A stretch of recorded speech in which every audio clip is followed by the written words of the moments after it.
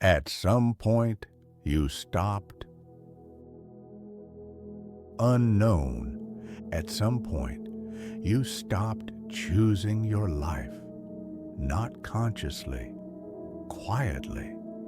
No dramatic moment, no clear failure, just a slow handover.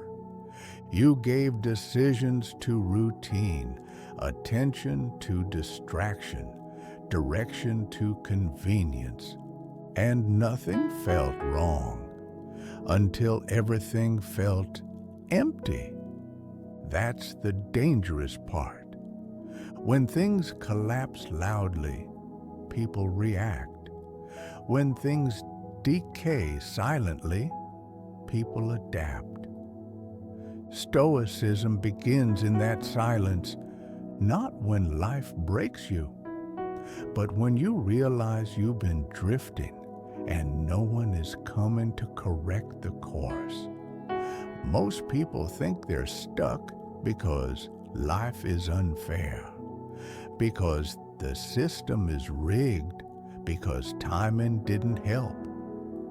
Stoicism cuts through that lie. It says something colder. You are where you are because of what you repeatedly tolerate. The job you hate but never leave. The habits you know are killing focus. The conversations you avoid because they're uncomfortable. None of that happened overnight. It accumulated. That's why it feels heavy now. The Stoics understood this pattern deeply. They knew that suffering rarely comes from catastrophe. It comes from neglect, neglecting attention, neglecting discipline, neglecting the uncomfortable decisions that keep a life aligned. So they asked a different question than most people. Not, how do I feel about my life? But where did I stop being deliberate? That question changes everything.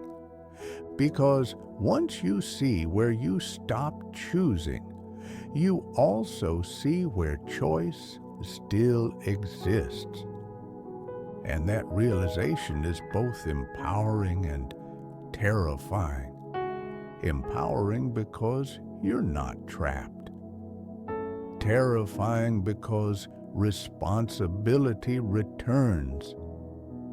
You can no longer blame confusion or circumstances or lack of clarity. You see the pattern now, and patterns demand response. This is why many people flirt with Stoicism but never commit to it. It removes comfortable lies. It doesn't tell you you're special. It tells you you're responsible. Responsible for what you consume, for what you ignore, for what you postpone again and again until postponement becomes identity. The Stoic notices this moment, the moment where awareness hits. And instead of numbing it with distraction, he stays. He sits with the discomfort of realizing how much energy was wasted on things that never mattered.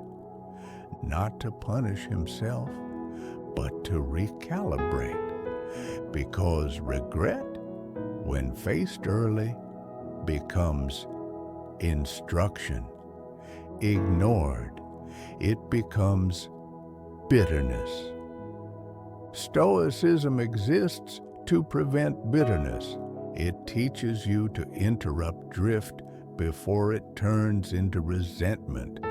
But the moment you try to change direction, something immediately pushes back. Not the world, your own mind. Resistance. And resistance is far more intelligent than people think. That's where this really begins. Resistance doesn't feel like an enemy. That's why it wins so often. It feels like logic, like caution, like maturity. It says things like, now isn't the right time. You need more information. Wait until you're more prepared. And the mind nods along. Stoicism exposes this for what it is: fear, disguised as intelligence. The Stoics noticed that the human mind is brilliant at protecting itself from discomfort, not from danger, from effort, from responsibility, from the risk of discovering that change is possible and still avoided. That's why resistance is most active right before meaningful action. Not before trivial things, before the things that matter. You don't feel resistance when scrolling. You feel it when sitting down to work. You don't feel it when complaining. You feel it when taking responsibility. The Stoic doesn't ask, how do I eliminate resistance? He asks, how do I act in its presence? That's the shift, because resistance doesn't go away. It's not a phase, it's a constant. Anyone waiting for motivation is waiting for a condition that will never stabilize. Stoicism doesn't fight resistance emotionally. It steps around it structurally. Action before mood. Structure before feeling. You decide once, in a calm moment, what must be done. Then you execute regardless of how it feels later. This is why Stoicism looks harsh to people raised on emotional permission. It doesn't care how you feel about discipline, it cares whether you practice it. And practice rewires instinct.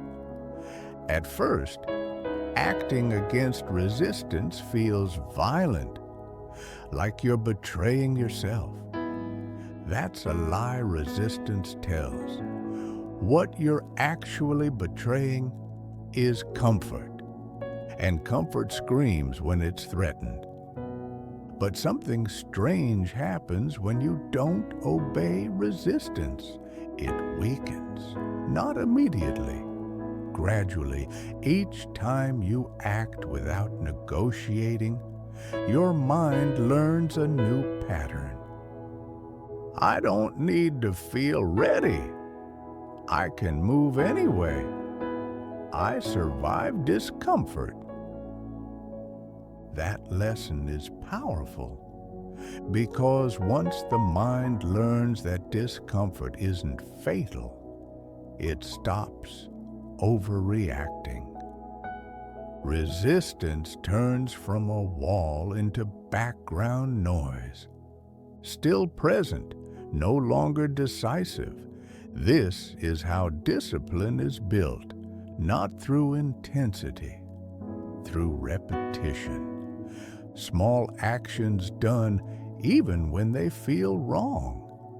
Especially when they feel wrong. Most people quit here. They interpret discomfort as a signal to stop.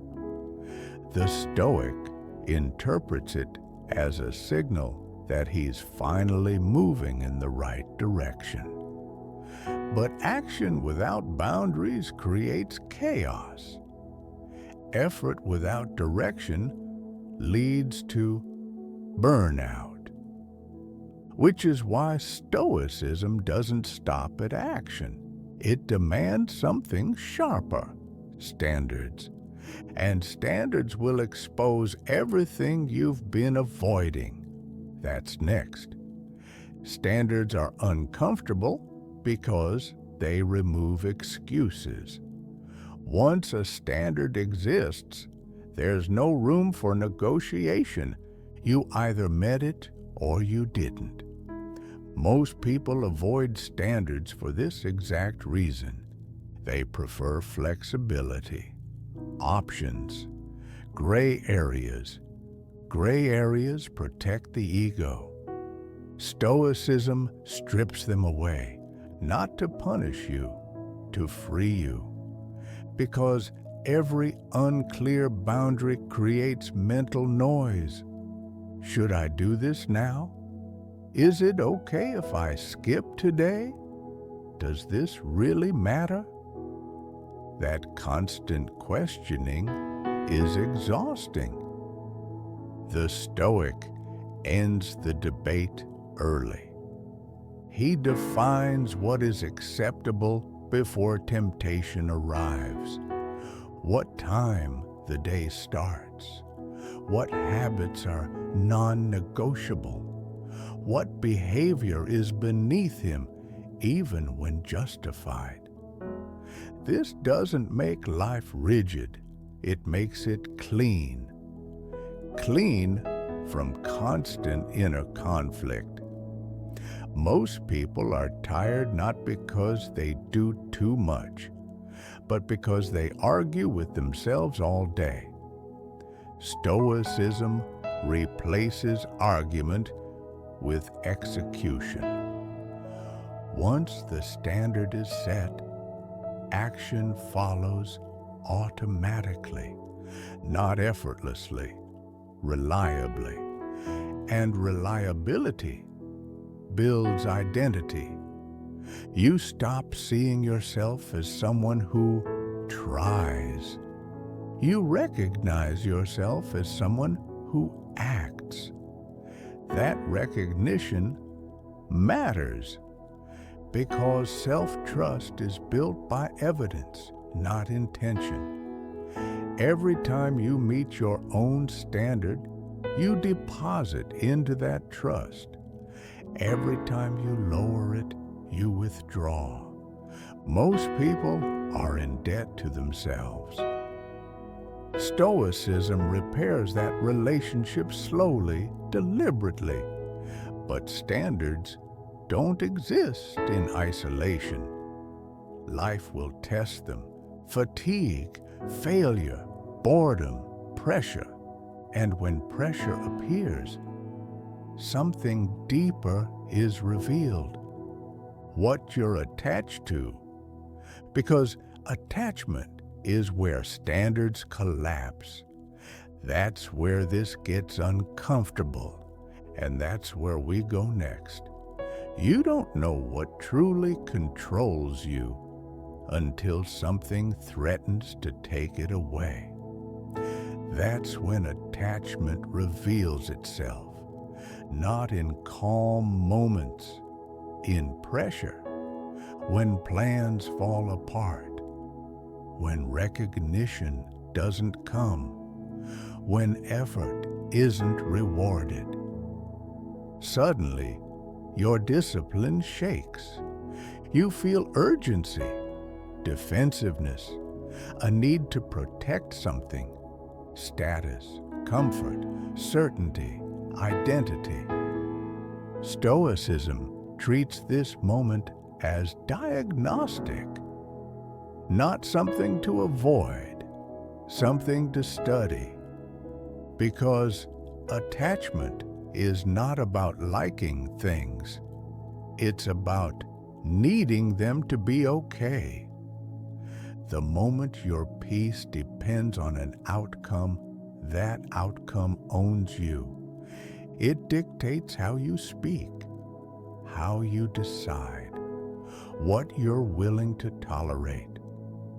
This is why people compromise under pressure, not because they're weak, because they're attached to being seen a certain way, attached to maintaining comfort, attached to avoiding loss at all costs. The Stoics saw this clearly. They realized that most panic comes from surprise. You didn't think this could happen. You didn't prepare for this outcome. You assumed stability. Stoicism removes that assumption. Not pessimistically, realistically, the Stoic rehearses loss mentally, briefly, calmly, not to dwell, to normalize. If this fails, I survive. If this ends, I continue. If this is taken, I adapt. These thoughts do something powerful. They remove shock. And shock is what breaks people. Pain is manageable. Chaos is not. When loss is expected, it loses its authority. You stop clinging. You stop acting from desperation. Your decisions sharpen. This is where Stoicism looks like calm. Not emotional calm, structural calm. Your inner world no longer collapses when the outer one shifts. But detachment alone isn't enough, because detachment without direction turns hollow. You can let go of everything and still feel empty. Stoicism avoids that by anchoring life to something that survives loss. Character. And character demands alignment when no one is watching. That's where this goes next. Character is what remains when everything convenient disappears. Not your plans, not your image, not what you say you value, what you do. Stoicism shifts the center of life away from outcomes and back to conduct. Because outcomes are unstable. They depend on timing, chance, other people. Conduct doesn't. The Stoic measures his life by a different standard than most. Not, did I win? Not, did this work? But, did I act according to my principles? That question is ruthless. It doesn't care about excuses. It doesn't soften failure. It demands alignment. Most people don't suffer from lack of ability. They suffer from internal contradiction. They believe one thing and do another. They value discipline, but choose comfort. They value honesty, but avoid difficult conversations. They value growth, but cling to familiarity. That contradiction drains energy. Stoicism exists to end that war. When your actions match your values, your mind quiets. Not because life is easy, but because you're no longer fighting yourself. This is what people mistake for confidence. It's not bravado, it's coherence. The Stoic doesn't need to convince others. He doesn't need to explain himself constantly. His behavior is stable, and stability creates gravity. People feel it, not because you dominate the room, but because you don't bend with every emotional breeze. That kind of presence is rare, but it comes at a cost. You must stop seeking validation for doing what you already know is right. Praise becomes irrelevant. Criticism loses its sting. Both try to pull you away from principle. The Stoic resists both, not emotionally. Structurally, he doesn't build identity on reaction. He builds it on repetition. Doing the right thing even when it's boring, even when it's lonely, even when no one notices. That's where character is formed. And character is slow. There are no breakthroughs here, no dramatic turning points, just quiet accumulation, one restrained reaction, one uncomfortable decision, one moment where you act without permission. Over time, those moments stack, and one day you realize something unsettling. You trust yourself, not because you always succeed, but because you always respond according to your standards. That trust is stabilizing. It means you don't panic under pressure. You don't collapse under uncertainty, because you know how you'll act. But even character can erode, not through catastrophe, through neglect. That's why Stoicism insists on one final discipline, a discipline most people avoid because it removes the last place to hide: reflection. And that's where this goes next. Reflection is where ego goes to die. Not dramatically, quietly. Most people avoid reflection because they confuse it with self-attack. Stoicism makes a sharp distinction.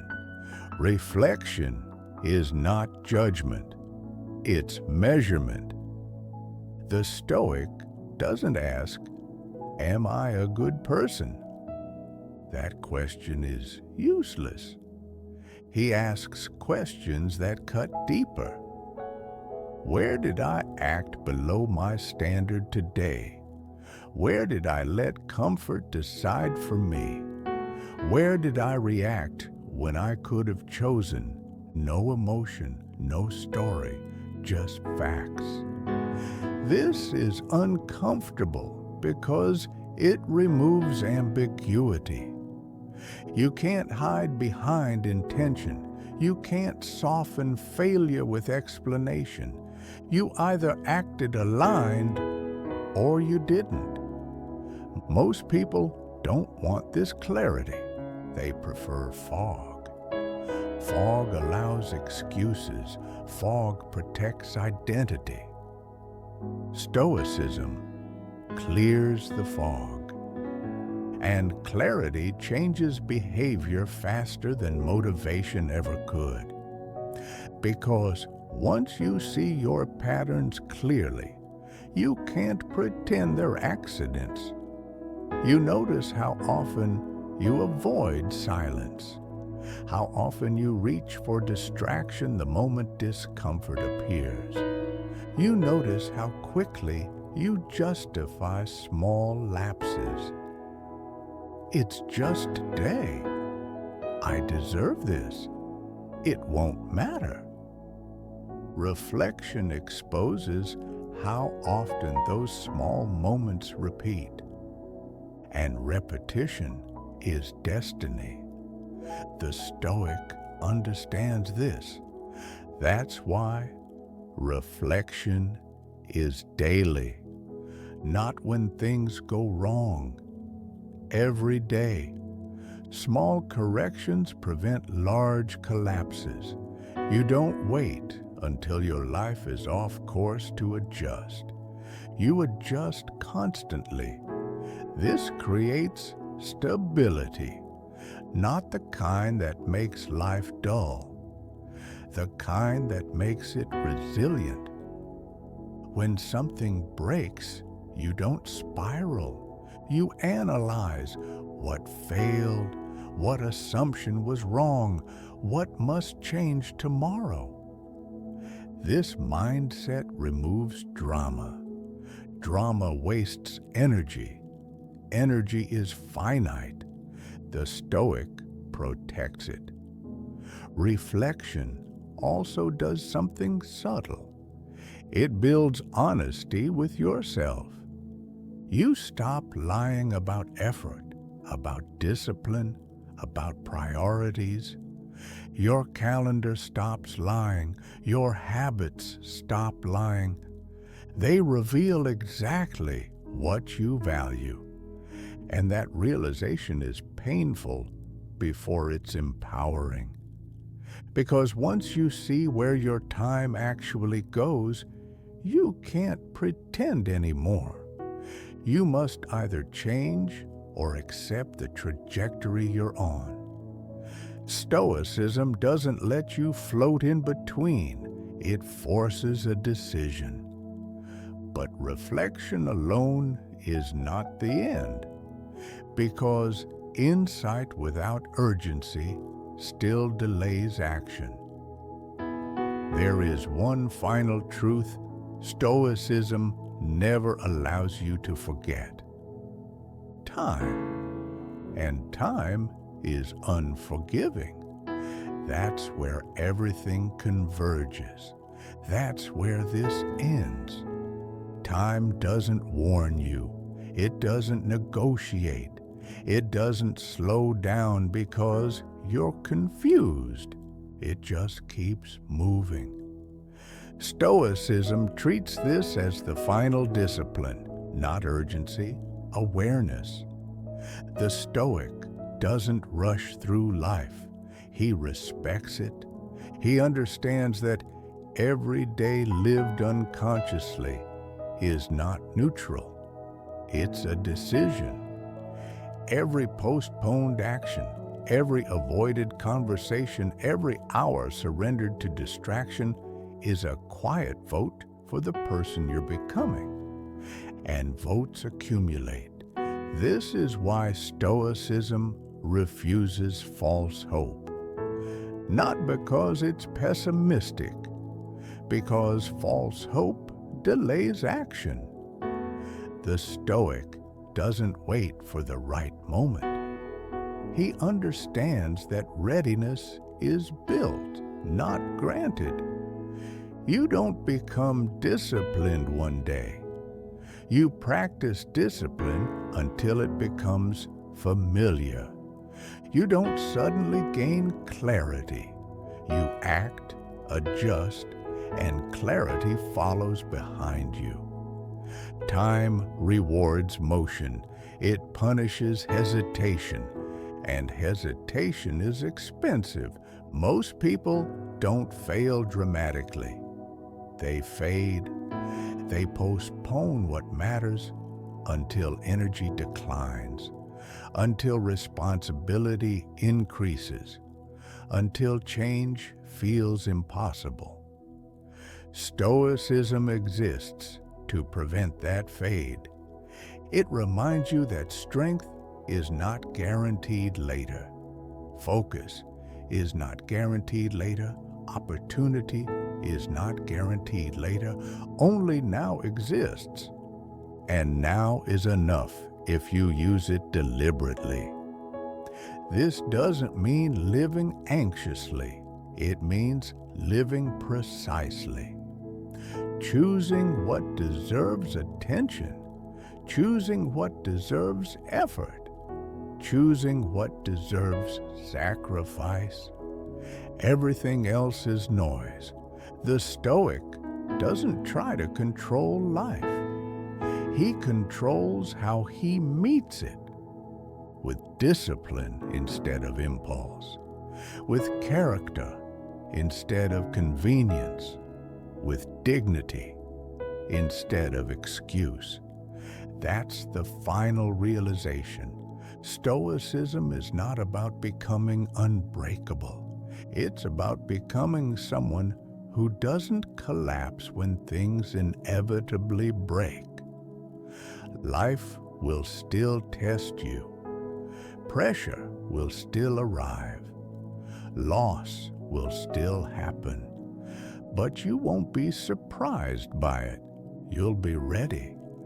And readiness is rare because it's built in silence, through repetition, through choices no one sees. That's the work. And once you understand that, there's nothing left to wait for. Only something to practice